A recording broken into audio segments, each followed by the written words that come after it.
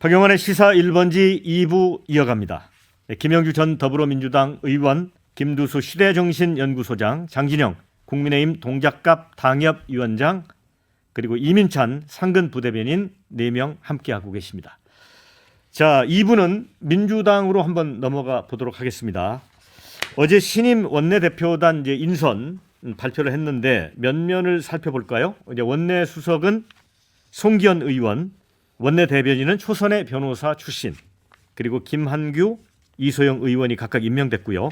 경제 담당의 대변인의 홍성국, 원내대표 비서실장의 민병덕, 그리고 각각 초선 의원이 임명이 됐는데, 자, 이 박광원 그 신임 원내대표단 면면 어떻게 평가하시는지 짧게 네 분이 좀 돌아가면서 인삼비평, 뭐 잘했다 못했다, 우리 김영주 의원님부터. 글쎄요, 이제 우선은 특징적으로 보면은 이제 호남 출신이 없어요. 네. 지금 본인이 이제 원내대표 호남 출신이니까 이제 그런 부분이 있는데, 한편으로 보면 그 총선을 1년 앞두고 수도권에 좀 인선에 집중한, 물론 송기현 우리 그 원내 수석은 강원도 분이십니다. 원주 분이신데 나머지 부분은 뭐 출신이 부산 뭐 이렇게 다양한 지역에서 중정권에서 했고, 그다음에 독특한 거는 송기현 의원도 검사 출신이고, 그다음에 김한규, 이소영, 민병덕 다 변호사 출신. 네네. 이게 한편으로 보면 이 사법 리스크 대비용인가 이런 내부적인 어떤 뭐 음모론이나 비판도 받을 만한 이제 그런 어떤 균형 잡혀 있는, 즉 홍성국 전 의원은 전 이제 경제인이니까 좀 이제 다른 의미의 전문성을 갖고 있습니다만은, 네. 이제 뭐 밸런스 있는 다양성보다는 총선 1년을 좀 집중적으로 뭔가를 해 나가겠다. 집중적인 어떤 그 뭐 사법적인 문제, 경제적인 문제, 수도권 문제 이렇게 네. 정리해 볼 수 있을 것 같습니다. 네, 뭐 그 나머지 세 분 의견은 듣지 않도록 하겠습니다. 네, 다 정리를 해주셔서. 자, 다음 이슈인데, 자, 친이낙연계다 이렇게 돼 있잖아요. 그 원내대표가. 그런데 이재명 대표하고 이제 원팀이 되겠다 이렇게 밝혔습니다. 그런데 이제 돈봉투 사건을 처리하는 과정에서 어떤 그 돈봉투 사건을 처리하는 과정에서 이제 쇄신 의원총회가 이제 열릴 텐데, 이 부분에서 아마 원내대표의 색깔이 확실히 드러날 거다 이렇게 보이거든요. 우리 김두수 소장님. 일단 뭐 이 면면을 보면 좀 강한 투쟁 야당 이런 노선보다는 합리적인 뭐 정책 야당 이런 쪽을 좀 지향하는 것 같고요. 또 본인이 계속 밤을 새서라도 쇄신 총회를 열어서 결론을 내겠다 네. 이렇게 얘기를 했고, 약간 이 돈봉투 사건에 대해서는 조금 더 강한 처벌을 하겠다고 생각하는 것 같습니다. 당연히 그런데 문제는 이게 뭐냐면, 녹취가 있지만 그 녹취의 전체가 다 드러난 게 아니라 오로지 그냥 이렇게 떠도는 소문의 여러 그 문건들만 존재하는 이런 상태라서 실제 뭐 압수수색 당한 분은 현역 국회의원 2명밖에 없고 나머지는 다 그냥 이름만 떠도는 상태라서 이런 원칙을 밝히긴 하지만 현실적으로 이 쇄신 총회 하나로 이렇게 해결되는 건 아니다. 그리고 지금 당이 어쨌든 내부 조사위원회라든지 이런 것을 설치해서 이걸 집중적으로 계속 뭐 해가겠다는 이런 이제 기구가 있어야 이게 연속성이 있는데, 네. 쇄신 총회 한 번만 열어서는 이게 어떻게 해결되지는 않을 것 같다. 그냥 원칙 정도를 밝힐 것 같다 이렇게 생각이 듭니다. 네, 앞서도 이제 태영호 최고위원 녹취록 그게 이제 논란이 됐지만, 이 사건도 녹취가 3,000여 개 이르고 그다음에 1,500시간. 그러니까 뭐 10시간씩 들어도 무려 5달을 들어야 되는 그 광범위한 내용인데 3만 개. 3만 개. 예. 자, 그래서 이제 이 부분에 대해서 당이 좀 미온적으로 처리하면 이게 또 이제 총선에도 영향을 주지 않겠어요? 어떻게 보십니까, 장진영 변호사님? 당연하죠. 지금 이 오늘 뭐 송영길 전 대표가 검찰에 나간 것도 그렇고, 민주당 내에서 이 문제가 불거져 갖고 이제 처음에는 뭐 저 야당 탄압 프레임을 만들다가 이제 중간에 선회를 했긴 했는데, 아무런 조사가 없잖아요. 아무런 조사가 없고, 지금 윤관석, 이성만 의원 두 분은 녹취록에 뭐 완전히 이제 적나라하게 드러났는데도 아무런 조치가 없어요. 이거를 어떻게 상식적으로 이해할 수가 있겠냐. 본인 이게 민주당 내부 자정 노력과 관련해서는 거의 그냥 손을 놓고 있다시피 하다. 근데 그 원인은 결국은 이제 이재명 대표가 본인 그 사법 리스크 때문에 이제 그 소위 영이 서지 않는 이제 그런 상황이기 때문에 이렇게 납득이 되지 않는 그런 이제 상황들이 민주당 안에서 벌어지고 있는데 이런 것들이 내년 총선까지 이제 뭐 계속 끌고 가게 되면 민주당 입장에서는 굉장히 어려울 수밖에 없는 거죠. 네, 김두 소장님, 이제 윤관석, 이성만 의원 적어도 두 사람은 출당 등의 어떤 조치가 있어야 되는 거 아니냐라는 의견들이 있는 것 같아요. 네, 그럴 것 같습니다. 예, 박강원 원내대표가 이런 결정을 내릴 가능성이 높아 보입니까? 그냥 권력적 파워 게임으로 보면 가능성이 아주 높습니다. 네. 본인의 뭐 어떤 이런 개파적 연결도 전혀 없고 네, 또 박강원 원내대표 입장에서는 출발을 좀 새롭게 해야 되기 때문에 이런 이 두 분에 대해서는 출당을 요청할 가능성이 꽤 높다 이렇게 생각이 드는데 지금 하나 또 쟁점이 되고 있는 게 이제 대의원제 폐지 문제인데요.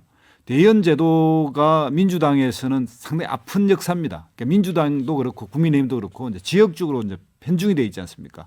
그러니까 당원들이 어쨌든 지금은 뭐 약 100만을 넘어간 당원이지만 한때 이제 50만 뭐 이 상태에 있을 때 그 중에 과반수 이상이 이제 호남 당원이었던 거예요. 그러니까 대의원을 전국적으로 골고루 좀 분산해야 되는 대의원은 30명을 기본으로 주고 거기에 이제 당원 수 뭐 이런 걸 계산해서 플러스 한 10명 뭐 이렇게 정감이 있거든요. 네네. 그러면 이제 전국 정당 모습을 갖추게 되니까 그런 상태에서 대의원대를 치러야 이제 전국 정당의 어떤 이런 의사를 반영한다 이런 의미에서 대의원제가 생겼습니다. 네, 그런데 이제 이게 당원들이 이제 늘어나면서 대의원 비중을 높였던 과거 이제 김한길 선거 그리고 박지원과 문재인 선거 이런 데서 이런 이제 당원 여론조사가 점점 세지니까 대의원제를 지켜야 한다고 생각했던 사람들 입장에서는 그래야 반영된다고 네. 생각했는데 이건 대의원제를 이제 폐지를 하면 지금 지나치게 높은 게 문제긴 해요. 네네. 한 표당 한 50표, 60표까지 네. 돼버리니까. 자, 김두 소장님, 네. 지금 잠깐 속보를 좀 전해드리면 송영길 전 대표가 검찰에 나왔습니다.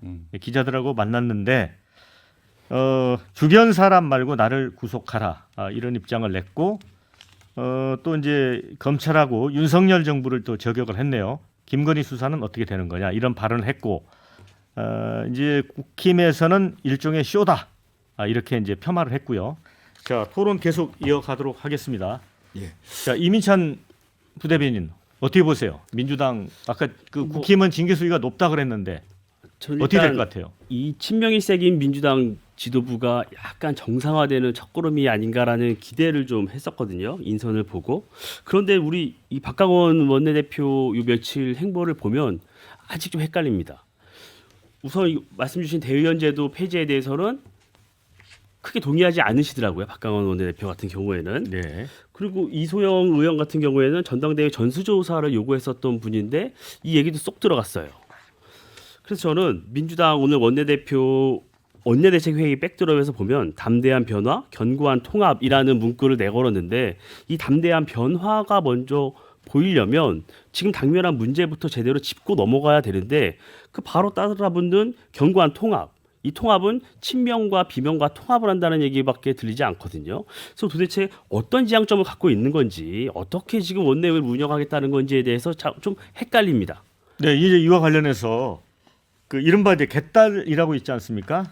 이제 개혁의 딸의 이제 약칭인데 이 사람들이 이제 비명계 의원들을 향해서 왜 박광원 뽑았냐 이렇게 이제 항의를 하고 있다고 그래요. 여전히. 네, 김영주 의원님. 네. 자, 이 부분도 이제 쇄신의총을 이야기하지만 박광원 대표가 고심하는 대목 중에 하나가 아닐까요? 어떻습니까? 그걸 넘어갈까요? 그 파고를? 글쎄요, 뭐 지금 현재 한편으로 보면 이제 친명 비명이 이제 주도권 다툼을 한다는 의미에서는 이제 문제가 될 수 있죠. 당이 계속 투톱이 갈등을 일으키는 그런 혼선이 있을 수 있지만 다른 한편으로 보면 균형 잡히면서 의사결정을 해결할 수 있는 장점도 있습니다. 그러니까 친명 일색으로 원내대표가 뽑혔을 때 상당히 어떤 민심과 괴리되는 우선 솔직히 말씀드리면 이미 이재명 대표가 이런 윤관석, 이승만 즉 돈봉투 사건에 대해서 좀 스텝이 꼬였어요. 처음에는 정치 보복이라 했다가 사과를 하다가 그렇지만 우리가 뭐 어떤 자체적으로 조사할 게 없다 이렇게 얘기함으로써 완전히 모든 것을 검찰에다가 내줘 버렸기 때문에 다른 한편으로 주도권을 박강원 원내대표한테 내주는 그런 꼴이 되거든요. 그래서 지금 이런 상황에서는 그나마도 이재명 대표가 약간의 실기한 부분을 보완하는 당이 그래서 자체 조사를 통해서 검찰보다 먼저 선제적으로 전수조사를 하든지 최소한 윤관석, 이승만 또 혹은 뭐 이렇게 내부적으로 뭐 강내구 뭐 이정근 이런 부분과 관련해서 1차적으로는 당이 먼저 선제적으로 출당을 시킨다든지 이렇게 주도권을 잡아가면서 한편으로면 어쨌든 이재명 대표의 리스크가 높다는 걸 다 소위 뭐 친명계원이라고 하지만 사실 몇 사람 됩니까? 그렇기 때문에 통합이라고 하는 것도 어려운 거는 아니다. 저는 그렇게 봅니다. 네, 우리 장진영 변호사는. 뭐 저는 뭐 아까 말씀 다 드렸습니다. 제가 드릴 말씀 다 드렸는데 대의원제 폐지는 저는 본질이 아니라고 생각합니다. 그렇죠. 네. 여기에 민주당 내에서 뭐 토론이 벌어진다. 다만 이제 퍼센테이지가 너무 높으니까 좀 네. 줄이자 하는 것은 합리적으로 받아들여요. 그런 뭐 반성이나 네. 개선점이 있다 하더라도 그것을 지금 논의할 필요는 없다. 그걸 지금 논의하자고 하는 것은 바로 이 본질 사안의 본질을 흐리려고 하는 비켜가려고 하는 그런 세력의 의도다라고 생각을 하거든요. 그래서 괜히 그 엄한 대의원제 가지고 이렇게 말 만들고 이렇게 하는 것은 저는 오히려 민주당에도 도움이 되지 않는다. 본질에 집중하는 게 민주당에 도움이 될 것이다. 이렇게 봅니다. 근데 이 대의원제 이야기 왜 나왔냐면요. 현실적으로 전당대회에서 가장 표를 많이 가지고 있는 게 대의원이었거든요. 그러니까 이제 민주당에서 이 대의원을 관리하고 있는 지역위원장 또는 현역 국회의원들 이런 부분에 대해서 이제 이 돈봉투 한 300만 원이 간 거지 않습니까? 그래서 이게 이제 대체로 보면 여야에 있어서 마치 이제 뭐 더불어민주당만 이 문제가 있을 것이라 생각했지만 과거에도 국민의힘이 있었고 이번에 전당대회 2달 전에 전당대회에서도 이 일이 없었을 가능성은 국민의힘은 그나마 뭐냐면 이 선출에 있어서 대의원을 빼버렸거든요. 당은 50, 그다음에 이제 국민 예, 50. 예. 아 옛날에 그랬다 이번에는 당헌만 당헌 했군요. 100%. 예, 당헌 100%를 했군요. 네. 그러니까 이제 투표를 그런 식으로 해버리니까 이제 대의원에 갈 어떤 그런 게 없어진 거죠. 아니 근데 이제 그렇게 치면 당원 100%로 선거를 했던 국민의힘 전당대회에서도 당원들이 사실은 그 책임 당원이라고 하는데요. 국민의힘은 당협별로 하면 그렇게 많지 않아요. 그러면 당협위원장들의 영향력이 굉장히 어느 때보다도 강한 때였습니다. 그런데 이제 저도 전당대회 이번에 치러봤지만 저희는 진짜 10,000원짜리 한번 구경을 못 해봤다는 거죠. 그러니까 이제 그런 것들을 우리가 보면 대의원제가 핵심은 아니다. 문제 핵심은 아니다. 네, 장 변호사님. 이제 그 민주당 쇄신위원총회 관련된 문제는 여기서 접고 오늘 지금 송영길 대표가 네. 검찰에 나와서 기자들에게 이렇게 얘기를 했어요. 정치적 기획 수사다 이렇게 항변을 했습니다. 그리고 돈봉투 살포 연루 가능성을 재차 부인했어요. 그다음에 또 한 가지 팩트는 김건희 여사에 대한 도이치모터스 주가 조작 의혹 언급하면서 역공을 했고 주위 사람 괴롭히지 말고 저 송영길을 구속시켜 주길 바란다. 이 부분은 예전에 이해창 총재가 출두했을 때 자신이 감옥에 가겠다는 발언과 좀 유사한데 자, 이 부분을 어떻게 보고 계십니까? 저는 기본적으로 송영길 대표의 주장이 앞뒤가 안 맞다고 생각합니다. 앞뒤가 안 솔직히. 맞다? 왜냐하면 자기가 잘못했으면 잘못했다고 시인을 하면서 구속하라. 그렇죠. 이게 다 내가 했다. 돈봉투도 내가 뿌렸다. 네. 이렇게 얘기를 해야죠. 그럼 나는 아무것도 안 했고 기획수사인데 나를 왜 구속시킵니까? 그렇죠. 나는 출두할 이유가 없다 이렇게 얘기를 해야 앞뒤가 맞는 얘기죠.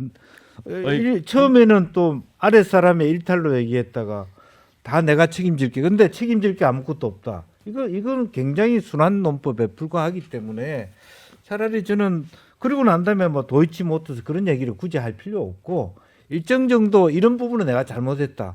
따라서 이건 내가 다 내 책임이다. 내가 구속될게. 이렇게 얘기해야지 맞다. 그렇게 생각합니다. 김두 소장님 동의하십니까? 일정 뭐 동의하는 부분이 있는데 그 송영길이란 분은 정치 지도자잖아요. 더불어민주당의 당 대표를 했기 때문에 그런 측면에서 보면 정치적 책임 부분은 본인한테 있다 이런 건 뭐 그 전에도 이제 파리에서도 이야기했고 지금은 이제 검찰 앞에 행사적 문제를 다투는 거 아니겠습니까? 증거를 다투는 그런 문제에서 이제 이야기하다 보니까 이 두 논리 일관성 있는 논리냐 아니냐 이 문제를 이야기하게 되는데 이해창 당시 총재 2003년의 경우에는 그 정치자금법 위반이었고 그다음에 또 전격적인 출두를 했던 경우가 가장 최근에는 황교안 전 대표가 패스트트랙에 또 전격 출두를 했는데요. 그런 경우처럼 이제 명확한 정황 증거가 있거나 이럴 때는 되는데 이 송영길 대표 같은 경우는 이제 녹취록이라고 하는 개문수가 떠돌고 있는 거 아니겠습니까? 예. 그런 상태다 보니까 이 문제는 어쨌든 정치인이 정치적 메시지를 냈다. 그것이 이제 뭐 어떻게 해석되든 그런 측면에서 이야기한 거다 이렇게 생각이 들고 네, 근데 정치적 기획 수사다 이렇게 이제 규정을 해버렸는데 이 돈봉투 의혹 문제가 이제 국민들의 큰 관심사고 앞으로 향후 총선에도 영향을 미칠 게 아주 다분한데 이게 이제 그 민주당의 전 대표를 했던 분의 입장에서 굉장히 그 현명한 그런 워딩일까요? 이게? 일단 이 네. 사건 자체가 벌어졌고 그것에 대해서 녹취되어 있던 것 이런 것은 기획된 게 아닌데 그렇죠. 현재 녹취록이 특정 언론을 통해서 계속 흘러나오고 또 그것에 근거해서 압수수색을 이루어지면서 마치 이제 송영길 대표의 그 보좌관 중에 박모 씨가 프랑스 파리를 갔다 왔다. 그 이 사건이 터지기 전에 갔다 온 사실까지 특정 언론에 또 나오고 이건 뭐냐면 뭔가 이 부분을 지켜보면서 해외 출국까지 다 검색하고 있다는 거 그것을 언론에 흘리고 있다는 거 아니겠습니까? 네. 그런 차원의 수사가 진행되는 과정은 기획입니다. 분명히. 그러나 이제 이 수사 내용 전체 내용의 정황 증거 이 문제는 좀 다른 차원으로 봐야겠죠 앞으로. 그러나 지금 식으로 하면 검찰이 기획 수사를 하고 있다라고 하는 송영길 대표의 표현도 틀린 말은 아니다 이렇게 생각이 듭니다. 맞다는 말씀이시고 이민찬 부대변인은 생각이 좀 다르겠죠? 민주당의 공식이잖아요. 처음엔 결백을 주장하다. 상황이 어려워지면 기획 수사다라고 주장하는 것. 그동안 민주당 분들이 계속 해왔던 뭐 공식 같은 거였는데 검찰이 송영길 전 대표한테 들어오라고 한 게 아닙니다. 민주당에서 들어오라고 했죠. 송영길 전 대표가 들어와서 보니 상황이 파리에서 있을 때보다 심각해 보였겠죠. 그러다 보니까 어떤 그림을 만들고 싶었을 거라고 저는 봅니다. 검찰청 앞에 가서 지지자들을 규합해서 난 억울하다, 기획수사다. 그래서 오늘은 그 소기의 목적은 달성을 한 거라고 보입니다. 뭐 지지자들이 많이 모여서 송영길을 연호를 하더라고요. 그래서 송영길 전 대표가 많이 궁금했을 겁니다. 검찰이 뭘 갖고 있을까? 녹취록이 3만 개인데 지금 나온 거 외에 뭐가 더 있을까? 그래서 검찰에 한번 들어갔다 나와서 상황도 파악하고 싶었을 거고요. 또 길게는 구속을 면하기 위한 여러 포석이다. 뭐 이런 것도 보입니다. 그래서 저는 송영길 전 대표께서 귀국하자마자 또 파리에서 했던 기자회견을 돌이켜보면 철저하게 자기가 소명하겠다, 조사받겠다고 했는데 지금 들어와서 보여주는 모습을 보면 정반대입니다. 그래서 저는 송영길 전 대표께서 초심으로 좀 돌아가서 검찰이 압수수색뿐만이 아니라 수사에 적극 협조해야 된다. 그게 민주당과 본인이 사는 길이라고 저는 봅니다. 네, 이민찬 부대변인이 이제 그 반론을 제기했기 때문에 여기 송 전 대표가 없기 때문에 제가 송 전 대표의 의견도 좀 전달을 해드리겠습니다. 아이를 키우는 신혼부부, 워킹맘 등 20, 30대 비서들을 압수수색 임의동행으로 데려가 협박하고 윽박지르는 무도한 행위를 했다. 뭐 이런 얘기도 했네요. 장 변호사님, 이제 변호사시니까 네. 이 통상적인 그 이 수사로 보는 겁니까? 아니면 정말 정치적 기획 수사로 보는 겁니까? 물론 이게 어떻게 정치적 기획 수사가 될 수 있습니까? 그 녹취 파일이 이제 언론에 막 공개된 것도 이게 검찰에서 나온 거 아니냐, 막 이런 의심이 있었는데 검찰은 완전히 극구 부인했죠. 그리고 이제 그럼 어디서 나왔을까요? 저도 그게 궁금한데 파일이 그러니까 근데 이제 그게 나올 수 있는 경로는 검찰 말고도 있긴 있죠. 변호사를 통해서 나올 수 있다면서요? 그렇죠. 예, 사건 관계자를 통해서 나올 수 있는 가능성이 있죠.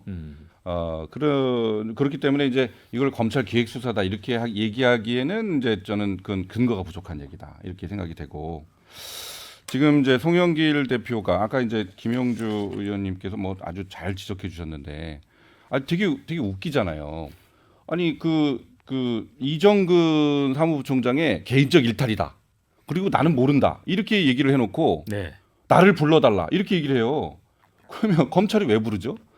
아무것도 모른다는 사람을 왜 먼저 부르죠? 가서 무슨 얘기할 거예요? 당신 이거 압니까? 당신 이거 했습니까? 물으면 나는 안 했습니다. 이렇게 얘기를 할 수밖에 없잖아요. 근데 왜 불러달라 그러죠? 이 대체 이회창 전 총재가 검찰에 나가서 했을 때는 본인이 책임지고 감옥 갔겠다 이렇게 얘기를 했던 거예요. 그렇죠. 본인이 책임지겠다고 얘기했던 네. 거예요. 근데 송영길 재판 이건 내 책임 아니다라고 얘기를 하면서 자기는 또 자기를 구속시켜 달래요. 이게 대체 앞뒤가 하나도 안 맞는 얘기를 막 하고 있는 거예요. 그러니까 이분이 이제 지금 멘탈이 이제 상당히 붕괴된 거 아닌가라는 생각이 들고 또 이제 오늘도 보니까 도이치모터스 얘기를 하던데 이거는 아마 이제 이재명 대표한테 좀 코치를 받은 거 아닌가 그런 생각이 들어요. 이재명 대표 계속 뭐 물어보면 뭐 예. 박순자 전 의원은요, 뭐 김연아 의원은요, 뭐 이제 이렇게 예. 반문을 했잖아요. 이거 똑같은 어법이죠. 도이치모터스는요, 이렇게 그러니까 이제 이렇게 얘기하는 것은 민주당 내에서도 비판을 받고 있는 그런 논법입니다. 그래서 정면 대응을 하시고 본인이 떳떳하면 법원에서 구속영장 다 기각시켜 주지 않습니까? 왜 이걸 이렇게 피하는지 잘 모르겠어요. 정면 대결했죠. 그러니까 검찰 출두했고. 이건 정면 대결이 아니라니까요. 아니 압수수색 들어왔고 또 평화와 먹고 사는 문제 연구소 압수수색했고 자기 집 압수했으니까 출두한 거지. 그거 없었는데 간 게 아니고 그냥 간 게 아니잖아요. 그러니까 최근에 1년에 요 가장 그 프랑스에 귀국한 이후로는 검찰이 적극적 수사를 했죠 여기에. 그러니까 이런 상태라면 그리고 더 언론 프레이하지 말고 뭐 내 보좌관하고 입을 맞췄다 이런 거 하지 말고 나를 정말 그 수사해라 이 이야기를 한 거고 이런 메시지를 내기 위해서 검찰청을 간 거고 여기에 대해서 정치인 또 이것에 대한 책임을 지겠다는 자세로 나간 거지 그냥 단순히 그냥 아무 생각 없이 간 건 아니죠. 생각이 없던 건 아니고요. 생각이 분명히 있죠. 그러나 의도가 있었던 거죠. 그 얘기를 지적하는 거고 송영길 대표는 저는 이게 이제 이 의혹이 사실이라면 검찰이 제기하고 있는 의혹이 사실이라면 그 의혹의 정점에 있는 사람입니다. 그러면 검찰 수사 뭐 기법상 밑에 부분을 다 정리하고 정점에 있는 사람을 맨 나중에 수사하는 것은 이거는 이제 뭐 저 일반 국민들도 대충은 아는 그런 순서거든요. 그런데 본인이 새치기 해가지고 중간에 나부터 해라 이렇게 얘기하는 것은 검찰 수사에 대해서 혼선을 끼치겠다, 방해하겠다 이런 의도로 보인다는 겁니다. 네. 또 이제 송영길 대표의 발언 중에 이제 수사 시작하기 전에 피의사실 일부 유출된 부분, 그다음에 이게 이제 언론에 공개돼서 이제 한 사람의 인생을 짓밟고 먹칠하는 행태, 이게 부담스럽다. 왜 검찰 수사를 하면 자살하는 사람이 속출하겠나 이런 발언까지 했습니다, 김영주 의원님.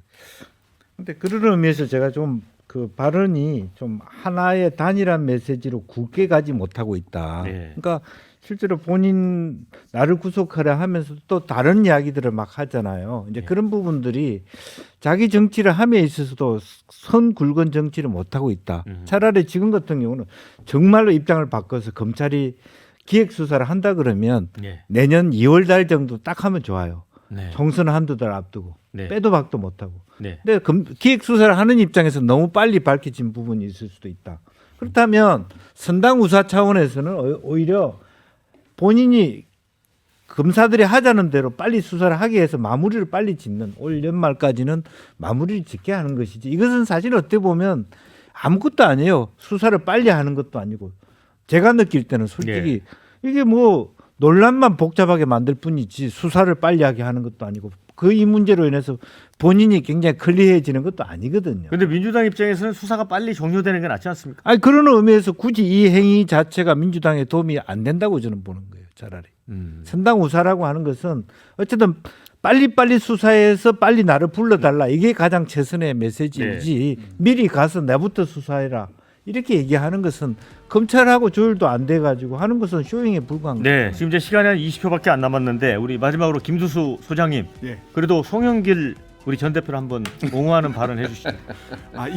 이 수사가 이정근이라고 하는 사람의 1심 재판 결과 그 다음 날 터졌습니다. 네. 그래서 그렇게까지 준비해서 착착 진행하는 거는 이 증거를 가진 그리고 지금 현재 이정근 씨가 지금 현재 이 녹취는 증거에 있어서 그 불법의 증거다라고 해서 지금 또 고소 고발하고 소송을 낸 상태이기 때문에 네, 두고 봐야 됩니다. 자, 여기서 이제 마무리를 해야 될 것 같습니다. 자, 함께 해주신 시청자 여러분, 자, 유튜브 시청자 여러분 감사드리고요. 저는 내일 오전 11시에 다시 찾아뵙겠습니다. 네 분 고맙습니다. 감사합니다.